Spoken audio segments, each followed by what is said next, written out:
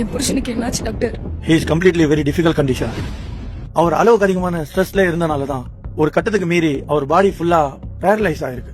அவரால நம்ம பேசுறத கேட்க முடியும், உணர முடியும், ஆனா ரெஸ்பாண்ட் பண்ண முடியாது. இவரை காப்பாத்த ஒரே ஒரு வழிதான் இருக்கு. அவர்கிட்ட மோட்டிவேஷனா பேசுங்க.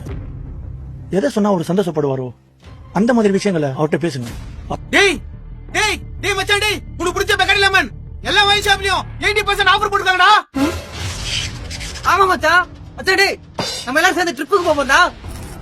ஆமா மச்சான், எந்தடா? டேய் டேய் வேற வேற மச்சான், தஞ்சி கொஞ்சம் வெளியே போங்க. வெளியே போமா, சொல்றத கேளு. நாங்க சொல்ற வரைக்கும் வராத. மச்சான், உன் எக்ஸ்ல வரும் கூட வராடா. டேய் கீழ கீழ மச்சான், இந்த வருஷம் ஆர்சிபி கப் அடிச்சிருச்சா? ஆமாடா. டேய் டேய், தளபதி கண்டிப்பா படம் நடிக்க போறாரா? ஆமா. டேய் மச்சிச்சு மச்சிச்சு.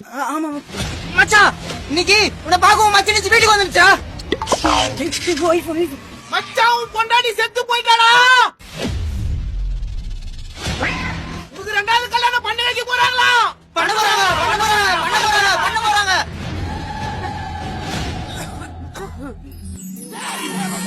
ஒத்த நொடியிலதான் எனக்கு சித்தம் கலங்கிருச்சே, மொத்த உலகமுமே அடடா சுத்த மறந்துருச்சே. நெத்தி நடுவில் அலங்கரு சுத்துது, நெஞ்சு குழியில கவுளி கத்துது, தீக்கங்குல பால் சட்டிய போல் பொங்குறேனே.